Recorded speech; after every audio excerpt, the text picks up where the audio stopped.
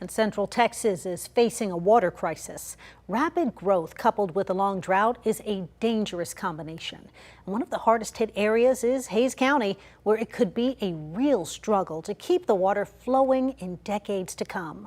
Jacob's Well in Wimberley has been closed for swimming 3 summers in a row due to the low water levels. And Judy Maggio is back with us tonight to continue her series, Running Dry. And Judy, why the big water worries out in Hays County? It's simply a case of supply and demand. With housing prices so high within the Austin city limits, folks are flocking to more affordable places to live in nearby communities. All those new people and new developments are draining and straining water supplies in fast-growing cities like Kyle, Buda, and Dripping Springs. Tonight on Running Dry, we focus on the biggest city in Hays County, San Marcos, now under severe Stage 3 drought restrictions. San Marcos is a college town. Texas State University boasts an enrollment of more than 40,000 students. It's also a river town. The San Marcos River runs right through the heart of the city. Much like Austin's beloved Barton Springs, this river's cold, clear waters are fed underground by the Edwards Aquifer. The love for the river is evident all over the city.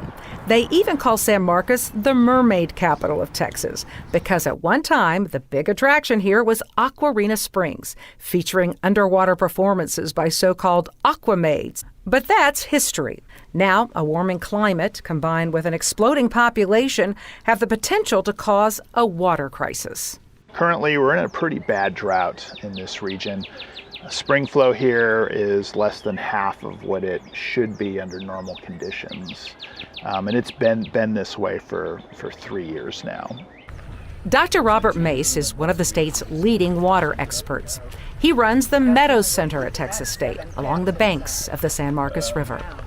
Mace says San Marcos is doing a good job planning ahead for water use, but he adds the city is expected to grow much faster than earlier predictions, and that could spell trouble for the future. With the current state water plan, it projects like a tripling of San Marcos population over the next 50 years.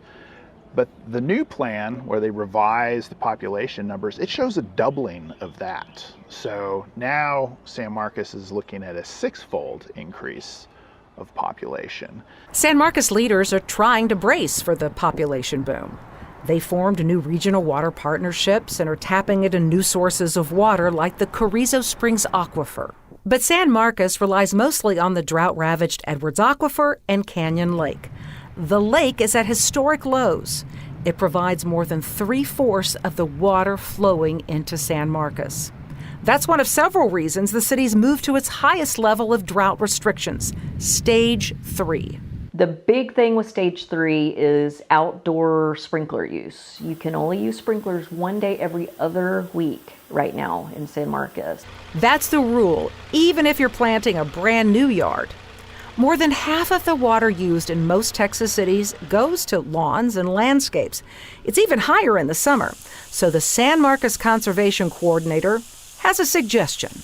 Get rid of the grass. Get rid of as much of that turf grass as you can and replace it with native plants and landscaping. Brown grass is beautiful grass. It's just we're in a drought, and that is what it is. Virginia Parker leads the San Marcos River Foundation. One of her big concerns is all the new concrete and construction will mean less rainwater flowing into the Edwards Aquifer and reaching the river. Our river is the jewel of our town, and most people do understand that it's bubbling up out of the ground. However, there are people that are new to town. Maybe they don't realize that when they turn on the tap, that actually is affecting groundwater here in Texas. Parker is also worried about endangered plants and animals. The San Marcos River is the only place where rare Texas wild rice grows. Low water levels mean it's exposed to more damage and destruction. I mean, you can see the wild rice in pockets, and as people are tubing or swimming, they tend to accidentally step on the roots, and that kills the Texas wild rice, which is endangered. We're experiencing worse and worse droughts over time, and that's to be expected in a warming climate. We get less water running off the landscape into our rivers and lakes and less water percolating down into our aquifers. There's going to be less water available in the future. So the water we think we have now, I don't think we're going to have all of that in the future. As river levels drop and water sources are stressed, San Marcos, like many cities around Central Texas, faces the ultimate question. Will a lingering drought and booming development eventually overburden the water supply? Now, San Marcos is just one example of major water worries as the smaller cities around Austin try to grapple with the rapid growth and a strained water supply. And Queenie, San Marcos city leaders are working hard to try to stay ahead of the game. They've enacted strict conservation rules. They're looking at new water sources and ways to reuse water. Well, you're talking about the small towns. I know they're having a problem, but the big cities as well, like the city of Austin. What's the plan here to handle the drought and to our future water needs? Well, if you've seen Lake Travis, we're in trouble too. That's one of our water supplies, right? Well, next Tuesday at 6, we're going to look at how Austin is planning to meet our water demands really for the next 100 years. They have an Austin Water Forward plan. We're also going to talk about the things we can do in our everyday lives on our own to conserve this precious resource. Good deal. Something to look forward to. See you next week. Thank you. KVUE anchor Judy Maggio, thank you so much for being with us. And you can also watch our KVUE News special, Running Dry, right now on our streaming app, KVUE+.